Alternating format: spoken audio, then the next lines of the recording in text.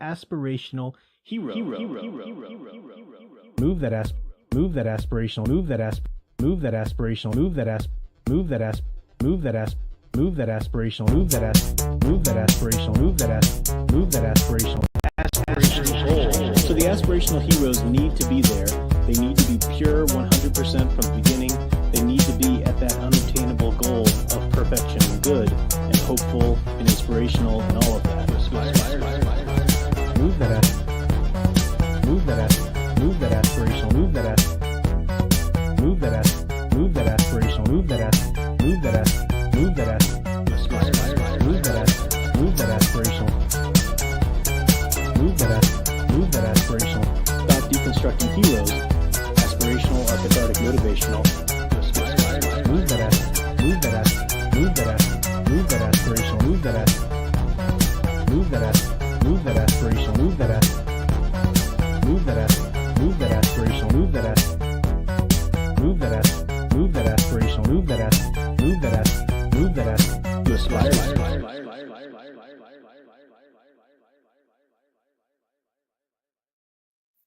Hello everyone, I'm Professor Geek. Welcome back to the channel and welcome to another Office Hours. Hopefully everything's going well with you guys. Hopefully you guys had a great 4th of July. Those who are Americans are celebrate Independence Day for whatever reason.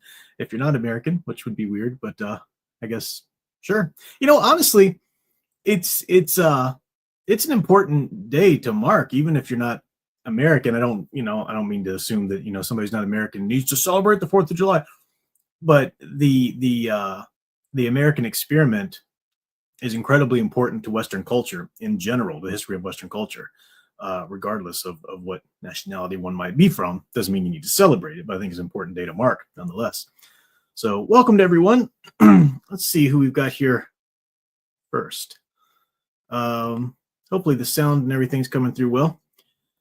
Ghost Planet Max Inc., of course, popping up in with the Wallow text, but good to see you there, Ghost Planet Max Inc. I'm glad you were able to join, and you were saying that you had some phone issues there. Eldridge Fan, good to see you there. Private Eye in Retrospectiva, of course, my dear sweet sound engraver. Tom Spiegel talking about How to Train Your Dragon. I've never seen any of the How to Train Your Dragon movies. I think you might be talking about, are they doing like a live action? I have no interest in a live action remake of it. Even of an animated film that I've never seen before. Everyone tells me the animated films, at least the first one, I guess, is good. I'll watch it eventually. I'll show it to Alyssa. But no interest in seeing even a live action or something like that. Just get off of this stupid live action stuff. Anyway. Ace Moic, great to see you. Electric Barbarella, good to see you there. Guy Vart, Stephen M. Final Fantasy fan. So many more.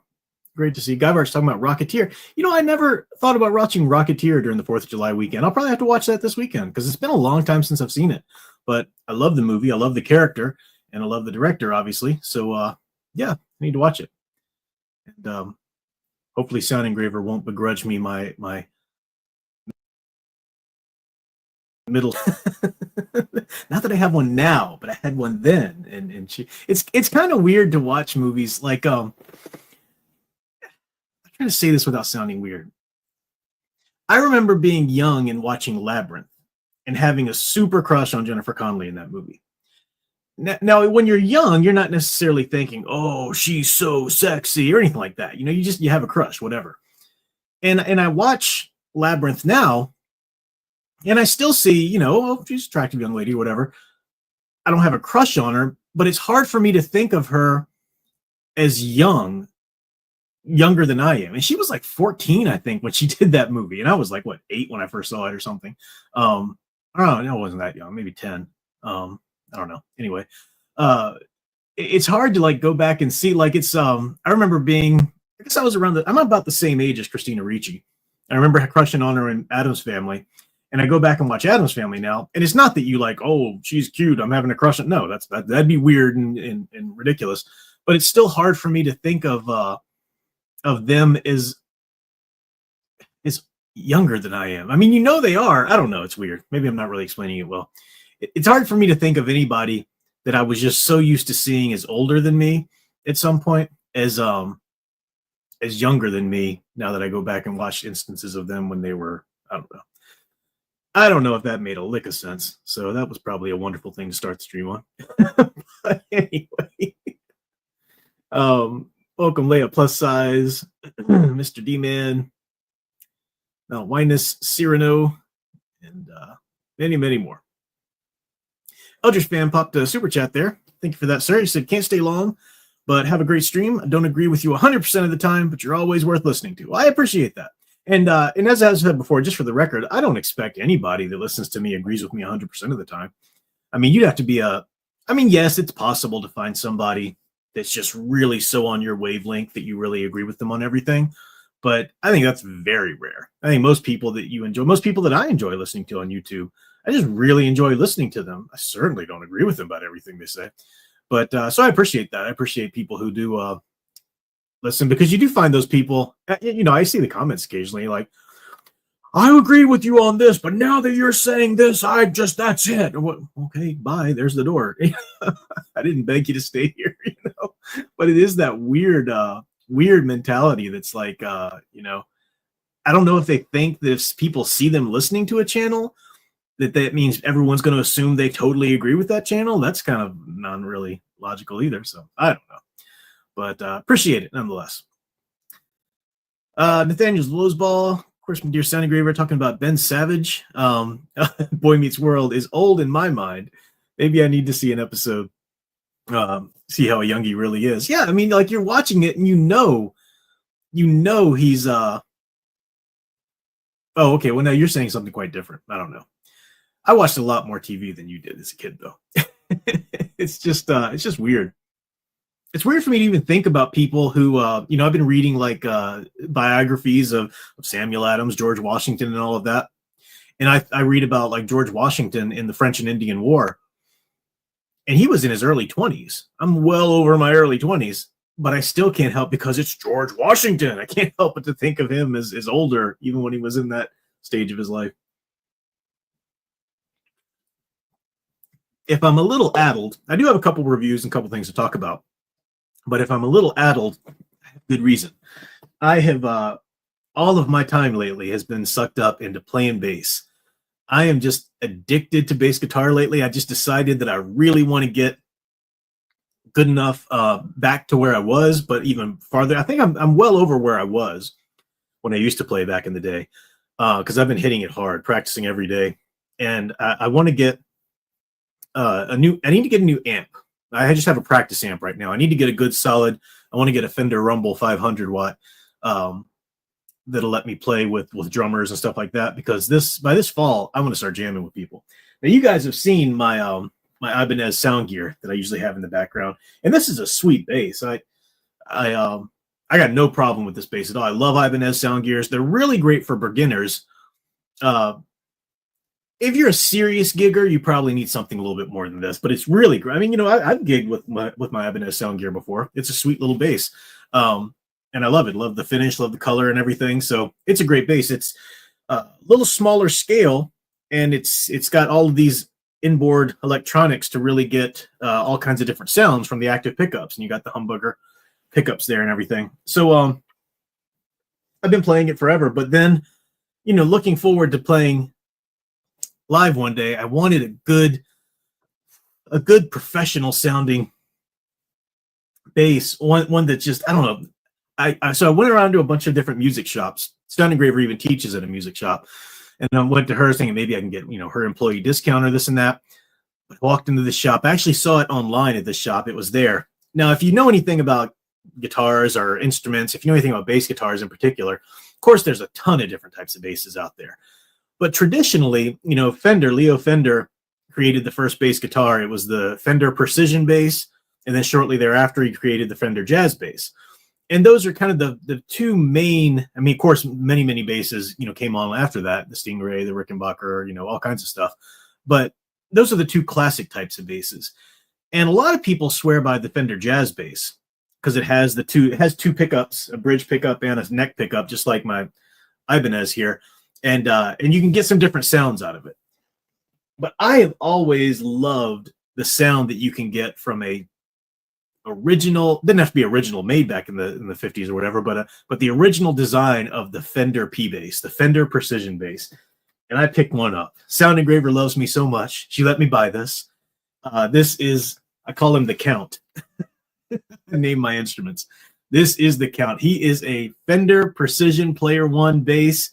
This is everything I want in a bass. It sounds so freaking good. You can ask Sound Engraver. I plug it in and it is so good. Oh, the deep thump. You know, it has just that one passive pickup right where it should be. And because of the thickness of the neck and the body and everything, it just gets that good boom, you know, that good thump, which I love. And you can slap bass on a Fender P bass too. You know, I've been doing that lately because that pickup has a good sound for that too and everything. But all of my time has been going to this. I do have been reading, you know, some books and watching some stuff, but man, I just I would play you something, but I tried recording a video the other day just for my Facebook, and the low tones, the low frequency tones on my amp just will not carry through because I use my phone as my camera and speaker here. I need to get like a better speaker. If I got on Sound Engraver's Get Up, because she's got the great sweet mic, you know, to capture her violin, that would probably catch it a little bit better. I can't really ask Sound Engraver because Sound Engraver is a stickler for sound. And she's like, you can't play it on StreamYard. It'll compress the file. I'm like, I'm not worried about that. I just want people to be able to hear me, you know. But I could, you know, plug into her mixer board or whatever because she's got all the musical equipment. So at some point, maybe I'll do I'll play for you guys or do a pre-recorded something or another. But man, it is just, thank you, Ghost Planet Max Inc. It is a cool guitar. Ace Smoke said, what tuning do you use? I keep my Fender P bass tuned to E standard, but I'll tune my my Ibanez now just to E flat. And I mean, you can tune, you know, one bass back and forth. It's just a pain in the butt when you're practicing. So for right now, I've got the Ibanez sound gear tuned to E flat because some of the songs I like to play are E flat, but most of the songs I play are E standard. I just like rock, good classic rockin' songs. Like some of the tunes I've been working up, Living on a Prayer by Bon Jovi, classic bass line. You got to play that. I've gotten that down pretty sweet. Are You Gonna Go My Way? Lenny Kravitz, Walk This Way by Aerosmith. Just got up some Collective Soul, some of their stuff. And but I do like to play some Poison, some classic Poison, and a lot of their stuff is in E flat. Classic Van Halen tends to be in E flat. So Panama, Ain't Talking About Love, you know, I like playing that kind of stuff. That's in E flat. I think it was because it was easier for Roth to sing, to be honest. But once Sammy came aboard, he's like, I can bust Crystal. Let's go for it. You know? So anyway, yes, Sound Engraver said we can troubleshoot audio sometime. Good. So yeah, you guys just had to put up with me giggling about my actually it emailed Doug Brody, you know, the author I had on my channel, and I was like, we were talking about some author things or book things, and I was like, by the way, I don't even know if you do anything with music or anything like that, but I'm showing off pictures of this new bass like it's a father with a newborn baby. So here, look at this bass I got.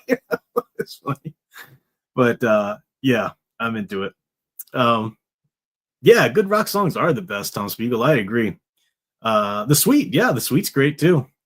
Yeah, I'd love to get into oh, you do C sharp as low as I go. Yeah, I'll do C sharp for some Def Leppard. Some of the Def Leppard, like Pour Some Sugar on Me, they go down to C sharp. So I'll do that. Motley Crue went down to D. So like if I'm playing Dr. Feelgood or something, I'll have to tune down to that.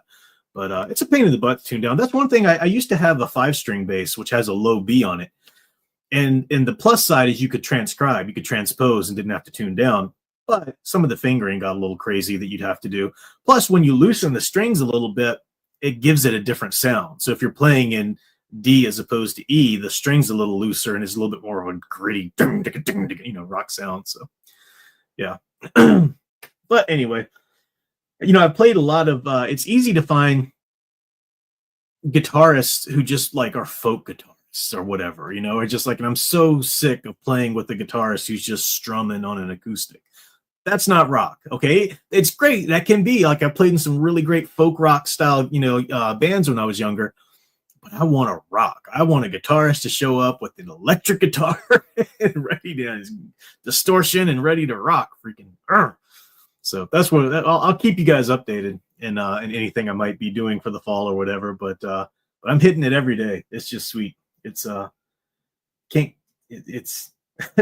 Sound Engraver, because he knows I name instruments. She's like, what are you going to name this P bass? I was like, well, I better name it a boy's name, because if I name it a girl's name, that's just gonna be weird. Like, oh, I can't keep my hands off of her, you know. You wouldn't like that. So he is the Count. He is the Count with his blood red strap. Pretty sweet. It feels so solid. Just good to thump away on. All right, get that strap back in there. Okay, let's see what you guys have been talking about. Gabber says, I don't listen to a lot of Sammy Hagar, but my two favorite listens are Heavy Metal from the Heavy Metal and Satisfied. Yeah, I've been playing One Way to Rock. That's a great one.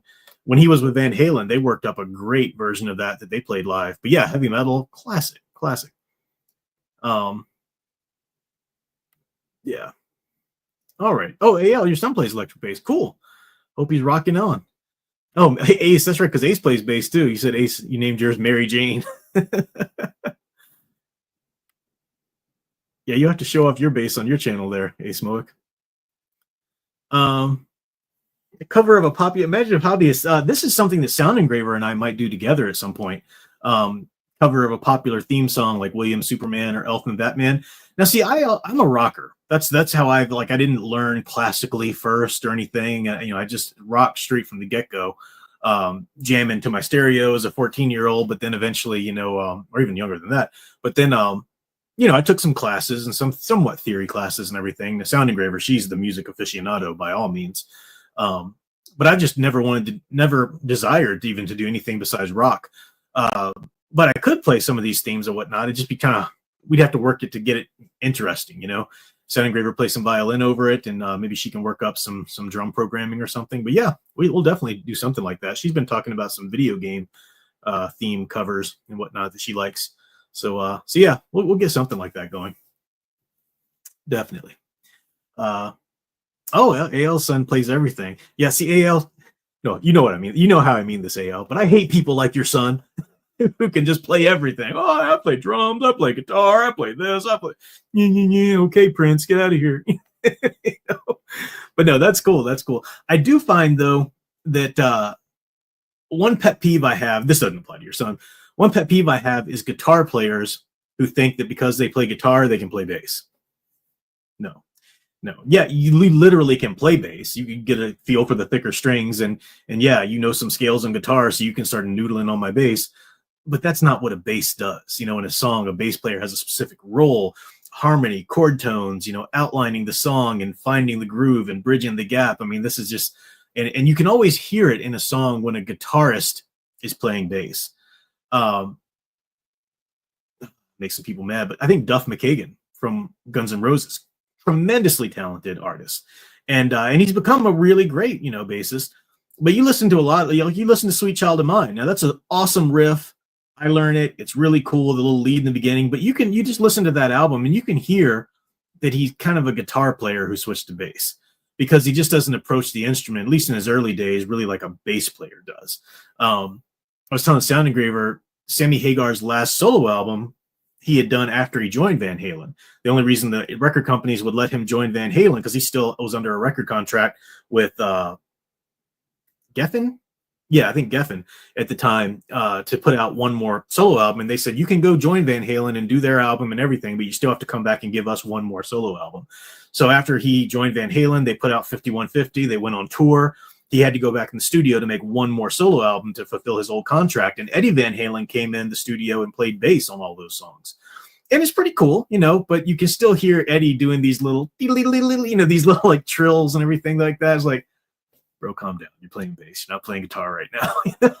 So that's me and my style of basic, though. I'm not a Flea or that kind of thing. I certainly think you need to be doing more than Adam Clayton from U2, but I think keep it in the bass zone. Stop trying to be a lead guitarist who's just happened to pick up a bass. Anyway, I'm just talking about music. R. Rodriguez is my favorite bass line all time. Just don't want to be lonely. Simple but absolutely beautiful. I have to look that up. It's not triggering in my memory right now just by the title. I've been trying to learn the Forget Me Nots, the Freddie Washington slap bass, really subtle but amazing slap bass line. That's good stuff too. Ace says, picked up bass but out of necessity, pressure from the two guitarists saying it was because we needed a bass player. I think that's how like Paul McCartney got to playing bass too, right? So I mean, it can work as long as you learn the instrument, you know. But yeah, that's a common story.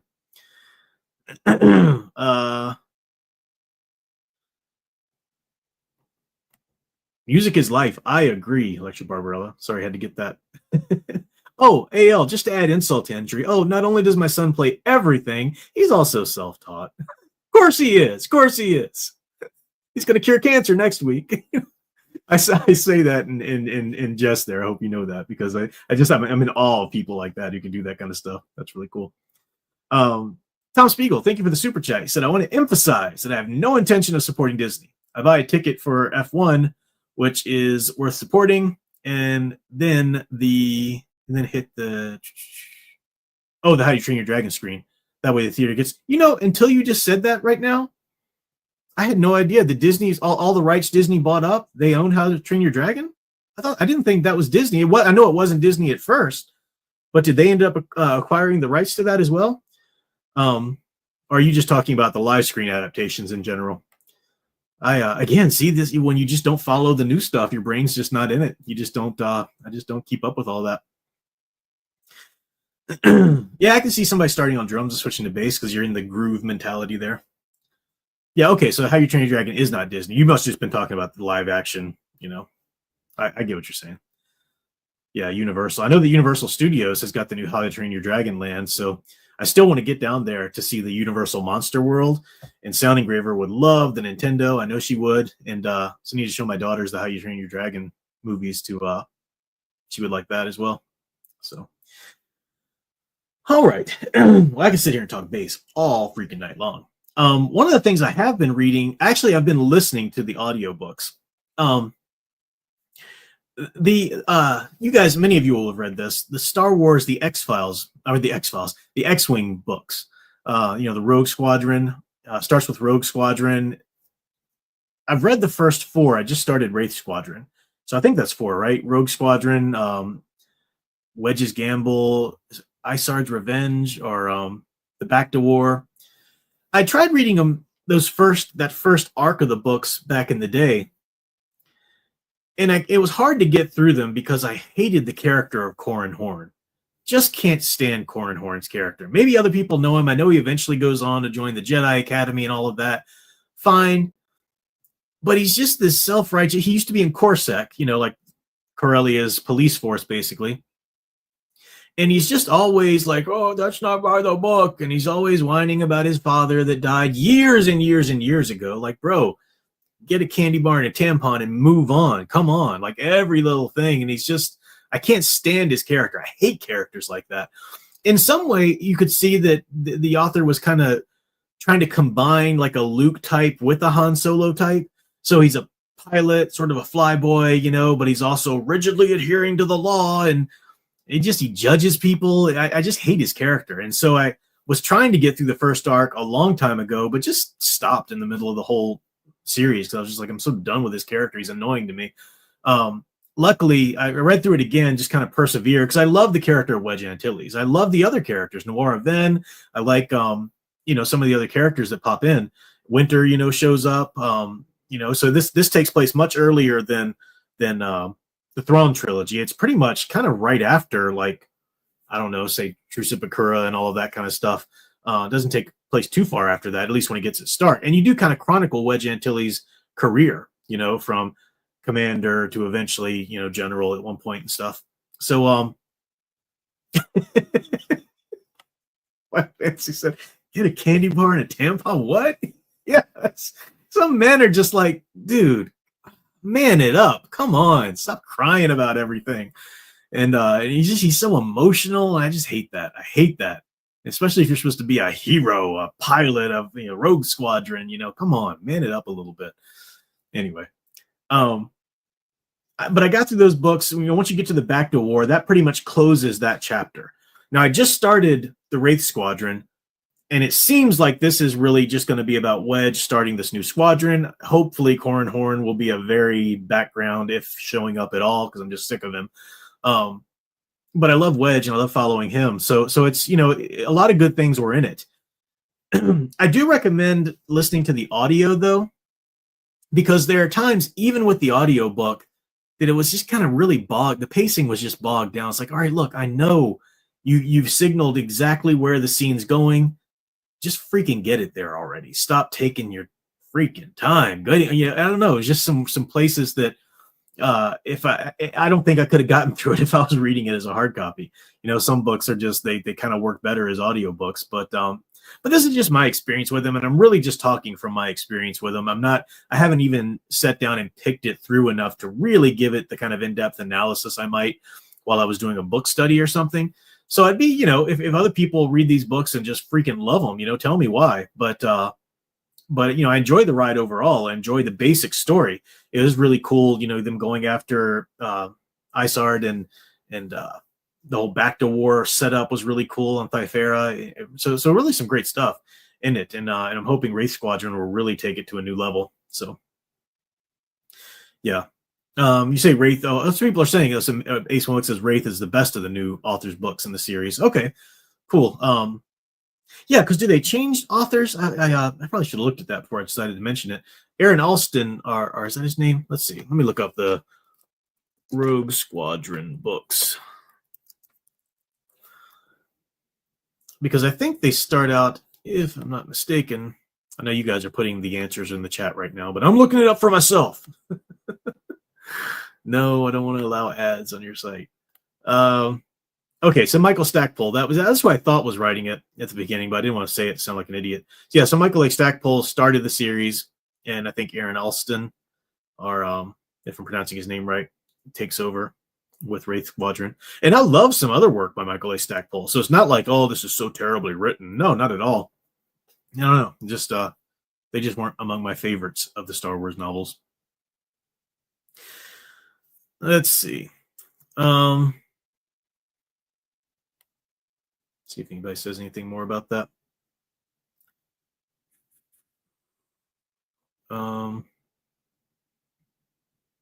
Hey, Divinatel Kayan, hopping by to wish us all a happy 4th. Thank you so much. Happy 4th weekend to you as well. I'm going to talk about in a minute. I've got the flags behind me because it's the 4th of July weekend. I promise I won't belabor this theme any longer than this. I'll move on to some cool Western stuff and some things, and keep doing the sci-fi stuff after this for this month.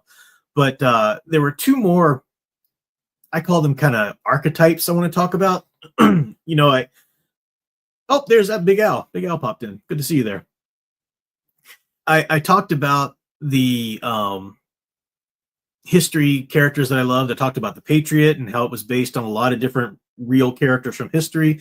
And I talked about Daniel Morgan in that video, who's a really fun, amazing historical character to follow. One person that I didn't talk about that Mel Gibson's character was also based on was a character by the name of, or a real person by the name of Francis Marion. That's a guy. I know 2 girls' names for a guy, but back then it was just commonly done. Francis Marion. I'll talk about him in a little bit. I saved him because he's another character. Once you hear his story, if you've seen The Patriot, you'll go, oh yeah, they based a lot on him, obviously.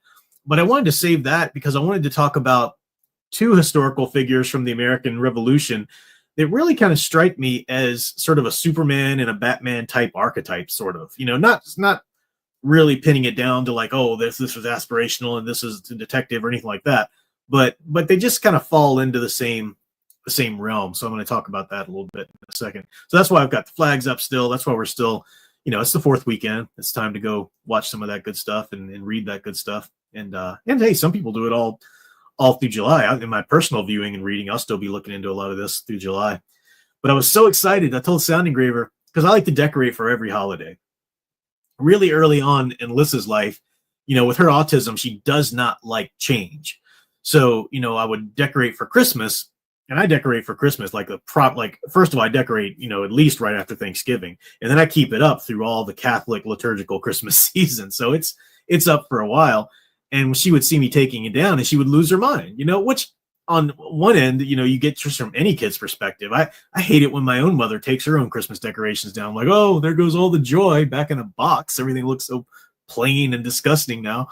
So to kind of assuage Alyssa, I got to the point where after Christmas, I would decorate for Valentine's Day. So the Christmas decorations come down, but I'll put up, hearts and red garland and stuff like that. And then after that, we decorate for like St. Patrick's Day, and then we decorate for Easter, and then we decorate for I think after Easter, the American flags and everything go up. I decorate the place for 4th of July. And I was so excited. I was like, Sound Engraver. I don't call her Sound Engraver in real life, but I told her, I said, the very next decorations, because I leave these up pretty much through most of August. I said, the next decorations that go up are going to be the Halloween decorations. Sweet. So it's kind of neat to think, even though we're in the slog of summer right now, and it's just, I was telling Sound Engraver, I was like, I'm getting old and grumpy enough to the point where like I'm actively angry at the season of summer. Like, screw you, summer! Like, stop trying to kill me with your sun and your humidity. I'm just so freaking done with it. But yeah, anyway.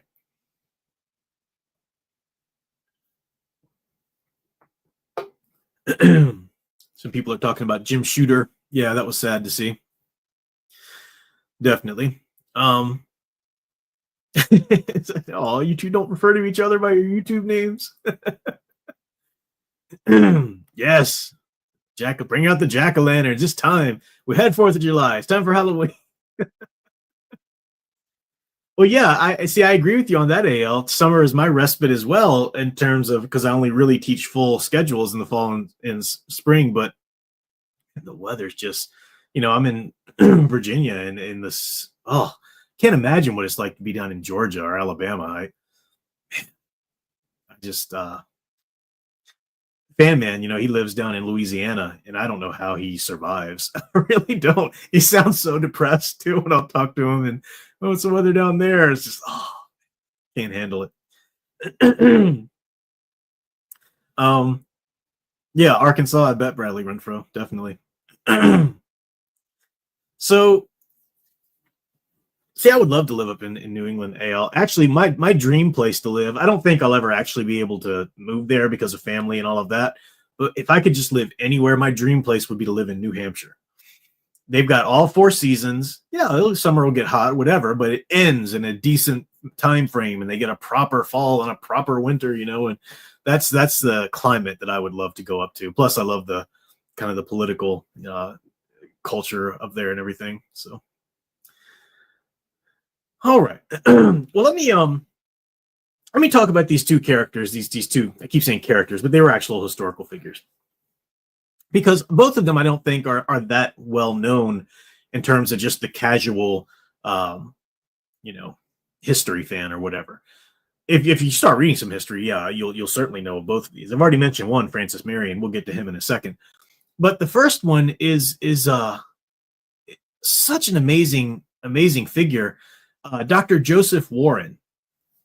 So let's just sit for a second. Let's just do story time here for a minute and go back to the beginning of the Revolution, the rumblings of the Revolution. Really, there were rumblings in, Virginia and elsewhere and whatnot, but they really get started in terms of actual events that start pulling the trigger on things in Boston, Massachusetts.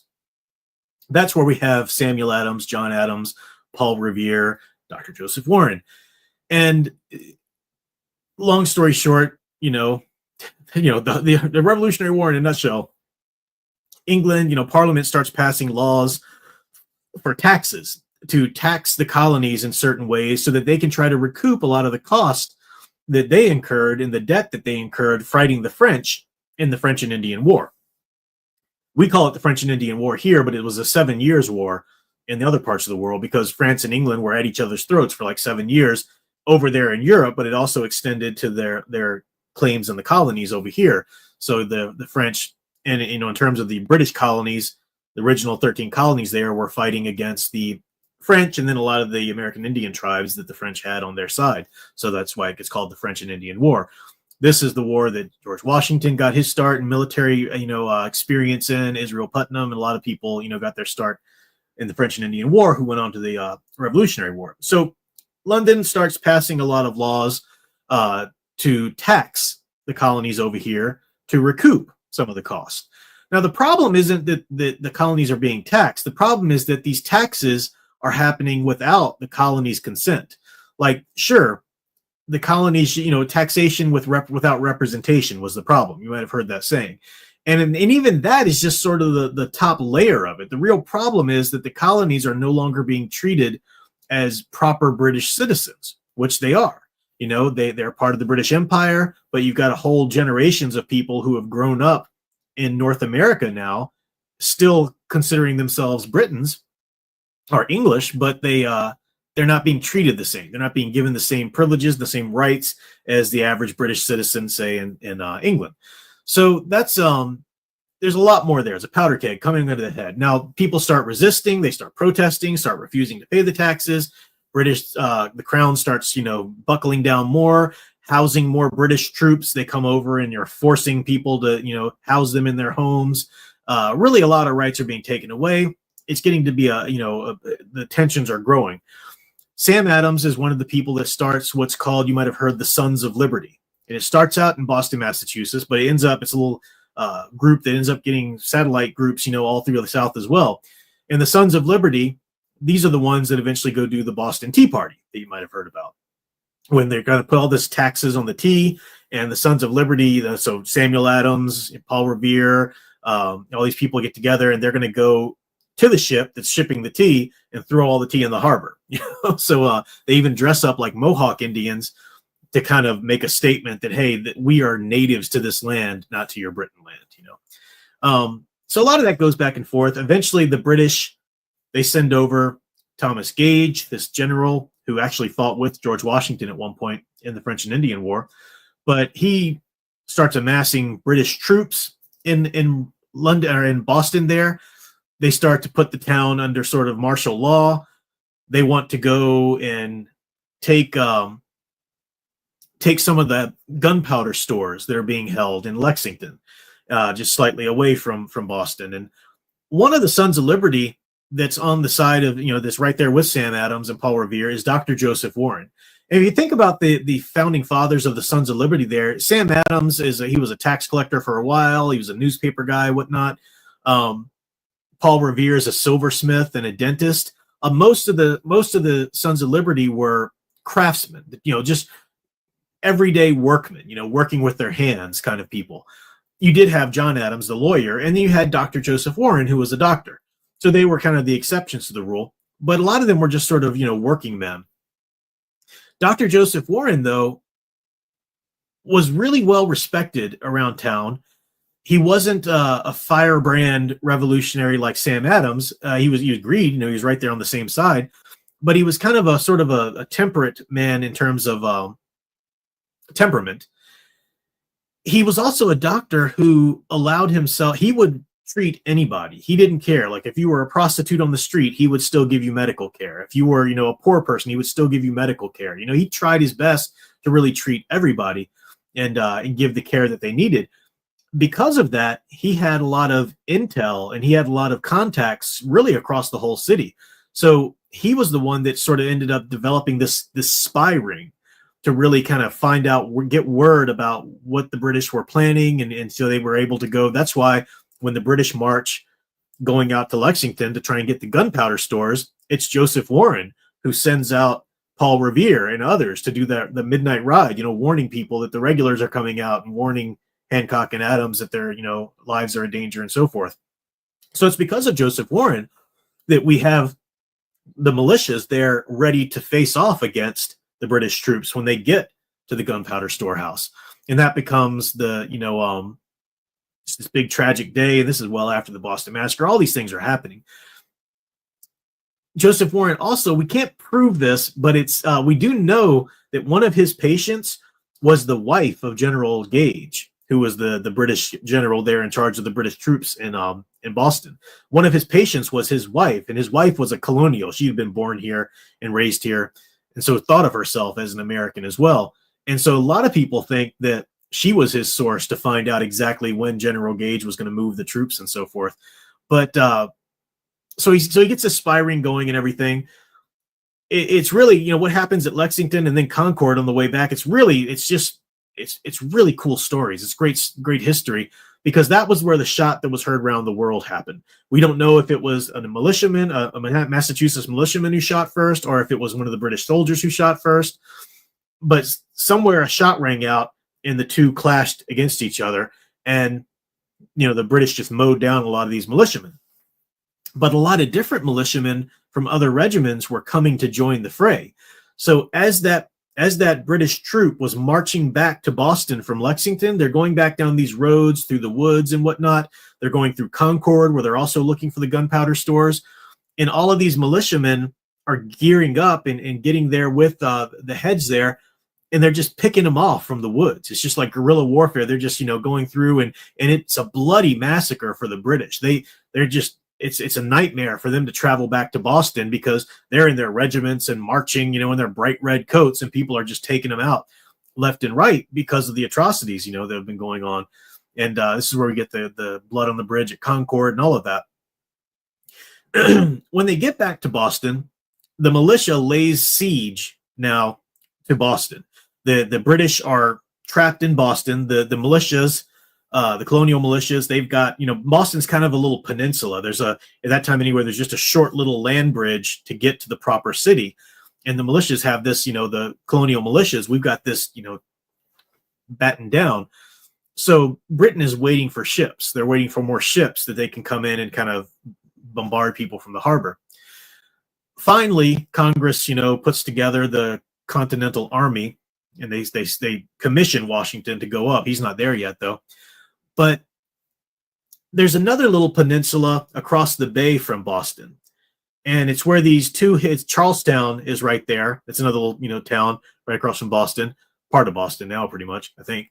Charlestown's there, and then there's Breed's Hill, Bunker Hill, these hills there. So you might have heard the Battle of Bunker Hill. Technically, it takes place on Breed's Hill, but it's called the Battle of Bunker Hill. And this is where a lot of the colonial militia are stationing their garrisons. They know that they have to take out Boston. They have to at least give a good showing against the British there, because soon the British are going to have their ships, their warships, come in and just being able to fire upon anybody there. And the militias will have to give up their hold. So they set up overnight. They set up this huge barracks and this huge, encampment there on Breed's Hill. And suddenly the British wake up in Boston and see all right across the way, all these cannons and everything. It's a threat to them, right? So they send out General Howe, who's going to be a big deal at the end of the Revolutionary War as well. They send out him with all these British troops. Now, let me just explain to you what's going on at the Battle of Bunker Hill here, so we can get back to Dr. Joseph Warren, and you'll understand what makes him so great. The British troops are in a line. They're in a firing line, marching just shoulder to shoulder. And that's how wars were fought in Britain. The people had muskets, and it's terrifying to just be like walking towards a line of people who are firing musket balls at you. That's terrifying. And you might think, well, why would they do that? Yeah, it does seem kind of silly, but it also comes from back in like Roman legion days, when they would have shields and shoulder to shoulder and this, huge terrifying formation coming forward you. But really, a musket ball, you fire once and it takes a while to reload. So if you're marching up to somebody, you would fire and try and reload as you could or whatever. But really, it's all about bayonets after a while, which is the blade at the end of the musket. So you can imagine how terrifying it would be to have these British, marching toward you. If you're lucky enough to miss a musket ball to your head or to your groin or to your chest or whatever, if you're lucky enough to miss that, they're going to come at you with these bayonets and try to impale you on them. I mean, that was, that's how the wars were fought. So the militias are behind this sort of earthen barracks. It's pretty interesting how they designed it too. It was, designed in a way by somebody who went on to be the father of modern military engineering. But they didn't have much. They just had, the earthen barracks there. They've got a limited supply of ammunition and gunpowder. So they know they can't hold out but so long. Israel Putnam is the general in charge of the militia there. He had fought in the French and Indian War. Now, Joseph Warren shows up. Joseph Warren, remember, he's a big name at that time. He's like Sam Adams or John Adams or Paul Revere or Hancock. He's a big name. He did not have to go show up there to fight. In fact, he's already been given, it's already been decided that he's going to be given a commission to be a general in the Continental Army. So he could have showed up. In fact, he shows up there, and Israel Putnam says, "Oh, General Warren, you're here to take command." And Joseph Warren says, "Oh, no. that the commission's not even formal yet. And Joseph Warren realizes that he doesn't know anything about military history. You know, a lot of the people who were given commissions in the Continental Army got a lot of their military knowledge from books, you know, other than those who fought in the French and Indian War. So Joseph Warren shows up. He just shows up as a volunteer. And he gets on the front lines, and people are marveling that Joseph Warren, you know, because again, he's very well known. He's a big leader in the movement at that time. The great Joseph Warren is coming down here to dirty his hands and fight with us on the front lines and refuse a command. I mean, he could say, no, I'm in charge. I'm going to sit back here. And, you know, he didn't have to be there at all, and nobody would have thought the less of him. But he's this great man. He's militarily or intellectually, a lot of people think he would have been just as important to the revolution as George Washington had he lived. But tragically, he fought so heroically that day that he fell at the Battle of Bunker Hill. He was shot and killed there. General Howe, who's the British general, you know, marching the men toward, he said after the battle that Dr. Joseph Warren fought as good as 500 men. So his enemy, the man who is leading the army that eventually kills him, gives him this praise that he fought as well as 500 men that day.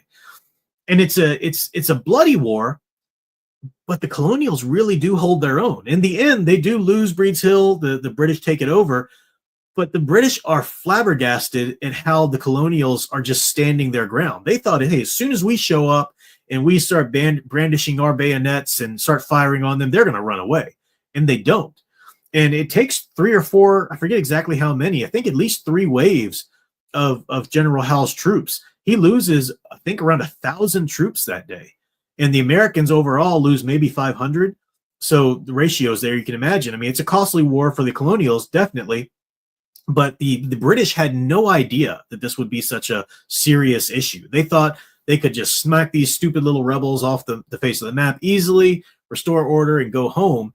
And this battle at Breeds Hill, but at Bunker Hill, as it's known to be, this battle really tells them you're in it. They're in it for the long run. These are not just upstart rebels. They're people who truly believe in what they're fighting for. They're fighting for their home. You know, too. That's the thing. You know, this notion of empires and politics or whatever. To the colonials in Boston, they were fighting for their home. And at the war that day, it wasn't just, as a typical woke, professors will try and tell you, it's a white man's war. No, plenty of African Americans were at that field fighting that day, both free and slave. Native Americans were fighting. Plenty of people flocked to this colonial cause because they believed in protecting their home on the one, which is literally the place right around them.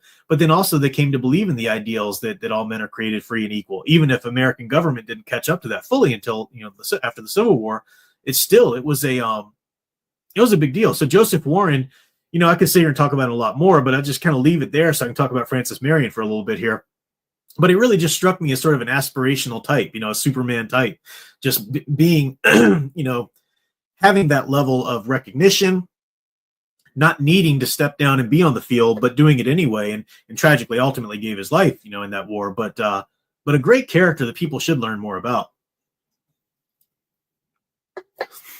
All right, let me see if I missed a couple super chats here. Yeah, okay. I think if I missed anybody's else, you can let me know. But I think the first super chat that I missed was Damon J. said, it boggles my mind when people try to defend Ironheart, claiming racism and sexism is the reason why it's failing. I mean, I agree with you.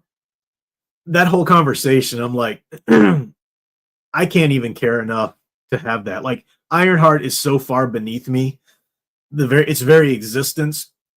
Anybody who would even try to tell me that it's a legitimate show and it deserves is so far beneath me at this point. Like, I'm way past all that nonsense. And I agree with you. Crystal Ashes flexing the 10-month membership. Thanks, Crystal Ashes. Says, sorry I'm late. Happy America Day, US. That's right, because you're in over there. You said Geek Stooges. Tentacles out. Yeah. Man, you've been here for a while. Classic throwbacks there. Yeah. Yeah, Ironheart's crashing and burning, which is beautiful. Good, glad. It doesn't even deserve my attention to watch it burn. It's that ridiculous. So time's getting away from me here. Let me get to the to the second. Now, if we talked about Joseph Warren, just kind of, loosely in our conversation here, sort of a Superman type because of some different things, and there are many different characters and people that you might, set up in this type, whatever. But if you think about a Batman type, man, Francis Marion certainly fits the bill there as well.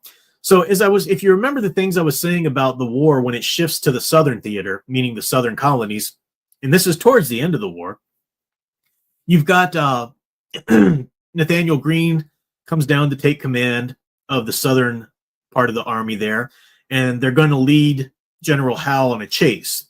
They're just going to try and wear him out, basically. They don't have the manpower. They're still waiting for the French to finally freaking arrive with the ships and the troops they promised and whatnot.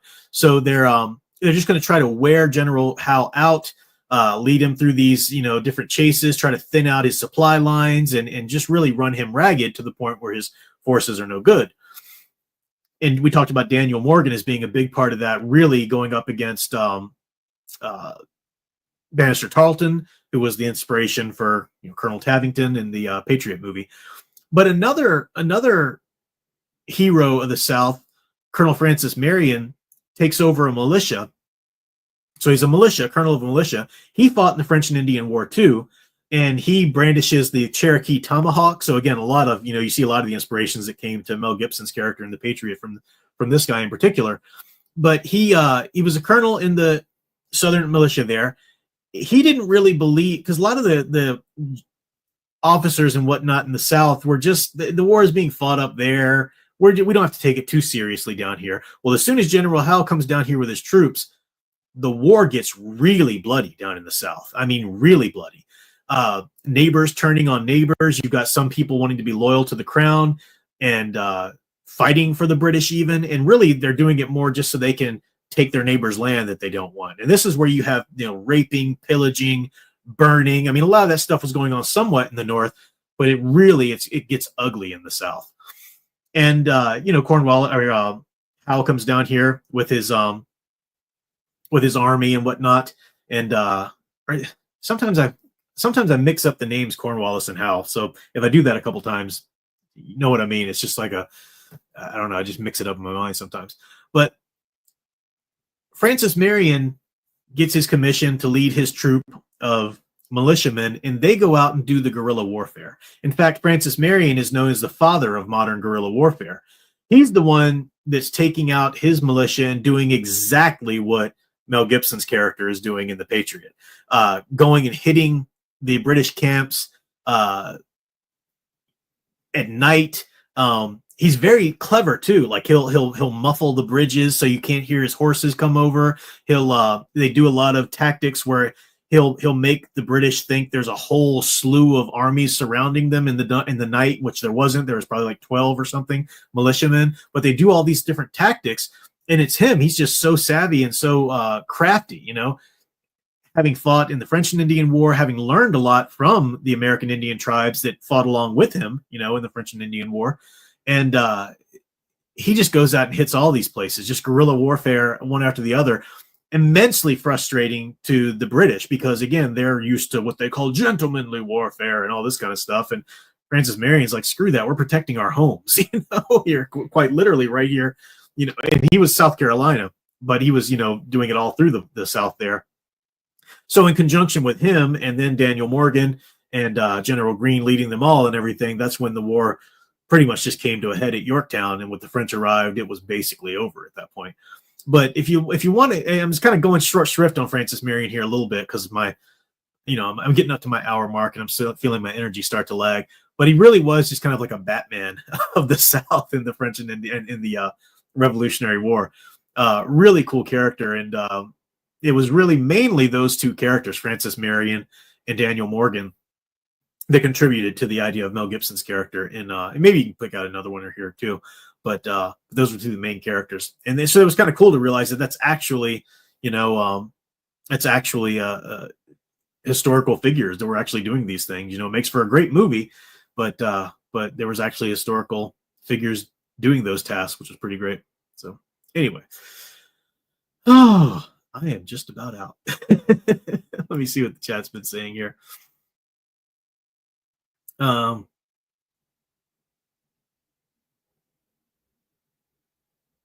Let's see. Orwell says, so the idea of the United States is very attractive.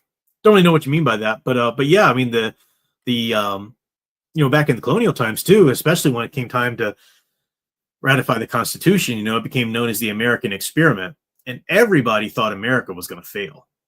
All the European countries, they thought America, this is ridiculous. How can they even survive without a king? Come on. I mean, everybody thought they were going to fail. And the fact that the American experiment succeeded and went on to survive, and we can talk about its pitfalls and its many, many failings since then. I'm not, somebody's like, America's always been great and it's never done anything wrong. Of course not. No. But the fact that the American experiment survived in enormous waves throughout Western culture. I mean, it always bugs me when people say, and you hear this from like stupid American college students, thinking they sound smart, like America's just so young. It's just such a young country. And like, that's the most dumbass thing you could possibly say. People will go over to visit Europe and seeing all of the amazing history and the amazing historical structures, will go, America's such a young country. We don't have anything like this. So again, a dumbass thing to say. The indigenous peoples that lived here, they don't count then. Their history doesn't count. What they mean is that a lot more historical structures survive from farther back in, say, Europe than they have here in America, obviously. But the American government is older than the Italian government. It's older than the French government. It's older than the Spanish government. I mean, we're older than most European governments. Don't give me that crap about we're such a young country. Just because Anglo-Saxon descent hasn't settled this country as long as other countries. I mean, look how racist you sound, These are people who think they're all enlightened and all this kind of stuff. So anyway, going off on a hobby horse there.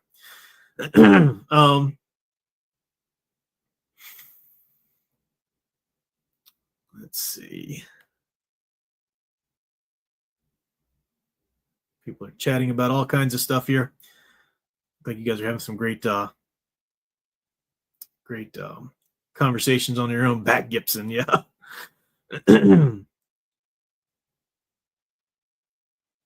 Yeah, I agree, Orbital Hub. Without Marion in the South, we could, the Swamp Fox. Thanks for, they called him the Swamp Fox. I think they even picked that up in the Patriot. They called him the Fox or something like that. But yeah, the Swamp Fox. Yeah. Let's see.